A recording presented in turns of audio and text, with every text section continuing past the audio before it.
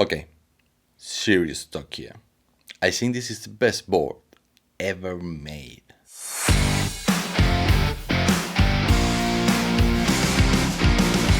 Hey guys, Gabi here from Ray Studios, and today I'll be reviewing the Acedeck Ares X1. First, let's do a quick unboxing. The Ares X1 came on a pretty big box. As soon as we open it, can see a huge mousepad with the design of the Ares X1. That's a first. Then we can see the board. There is another compartment here with an envelope.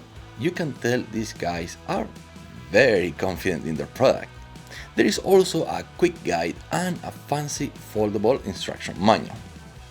3 and 4 mm Allen wrenches, 4 spare belts, charging cable from all the regions of the world, the classic T-tool in black, a 3 amps power brick, a Type-C cable to charge the remote and the remote itself. So this company doesn't even have a year. They only made one board, and it's the best ever. How is that even possible? Well, let's find out.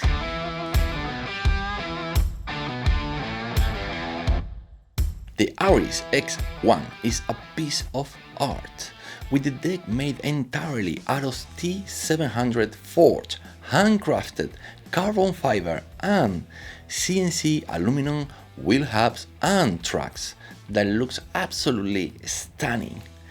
Measures 118 centimeters long by 37 centimeters wide, and there is 11 centimeters clearance. I tend to ride with a very wide stance, and this board is the most comfortable deck I ever ride. There is a W concave and a gentle drop-down design that give me great feedback and also hold my feet in place. The grip tape have good coverage and it ain't too soft or too rough to the touch. There are no battery or ESC cases and it have a rather slim profile. It weighs 19.5 kilograms or 43 pounds. That's pretty heavy. It needs to be carried with both hands. You can pull from the tracks, but you don't want to do that for too long as you can feel the weight even when pulling. To fit this board on the boot of my SUV, I need to fold one of the rear seats. This thing is a beast. But as you can expect, with big size comes big power.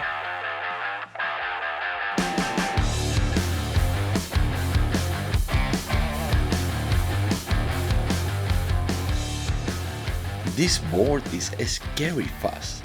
With 200mm wheels, I wouldn't expect it to accelerate as fast as it does, but they match them with big 70T metal pulleys, in combination with the 6384 motors, capable of a whopping 15,000 watts power.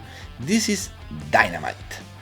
A ransom test against the other two most popular four-wheel drive, the X-Way Atlas Carbon and the Backfire Hammer Sledge, and even though those boards are rocking 160mm wheels, the Ares X1 beat them both. It has better acceleration, better braking, and a higher top end speed. When running this test, I have set the brakes to 45%, and while running this test, it still brakes faster than any other board in the market. I have currently set the brakes at only 38% and still amazingly responsive. This board has 4 speed levels: low, eco, sport and sport plus. I would normally ride all my boards in the highest gear or turbo. This is the first time in which I ride most of the time in second gear or eco mode. I have switched a few times to sport or third gear, mostly while riding off-road or climbing some very steep hills, which Acedeck claims 40%. Acedeck, we both know very well it can do much more than that. The bigger wheels are next level when going over bad roads or in trails. They even manage to deal with soft, dry sand at the beach. I think that's a fair for any electric skateboard. The fourth gear or Sport Plus mode should actually be called insane fast. I will only recommend this mode for very experienced riders or for some special occasions. It tops at 60 km per hour and it gets there within a few seconds. This board is nothing but highlights. The deck, the wheels, the motors are all very impressive, but the best part in this board are actually the CNC TPK tracks. They don't only look amazing, they perform even better with unmatched stability and very natural intuitive carving and turning. There is nothing in the market today that comes even close to the performance of these tracks. I kinda hope that other companies copy this design.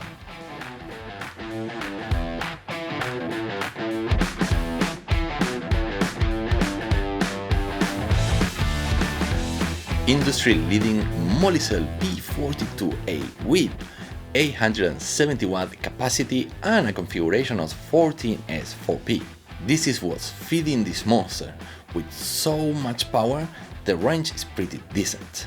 My weight is about 90 kilograms or 200 pounds, and I managed to get about 35 kilometers riding, switching between eco and sports with a few hills on the way and very hot weather. I believe you can increase the range by switching to two-wheel drive or changing the smaller wheels. I personally haven't had the chance to test this out.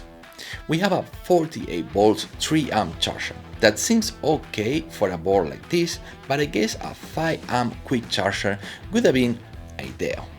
Currently it takes about 6 hours to fully charge the Ares. The charging port is conveniently located on top of the track.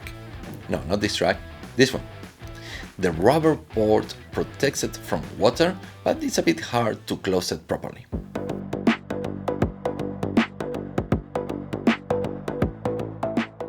The Ares X1 have a custom fog ESC capable of high currents of up to 100 amps. It's very smooth and intuitive acceleration and braking, but capable of handling crazy power. Just as a reference, I will say that feels a lot like Hobbywind, and saying as Hobbywind, we have motor detection with 48 hours of standby mode and it won't hold the brake position when stopped on a hill.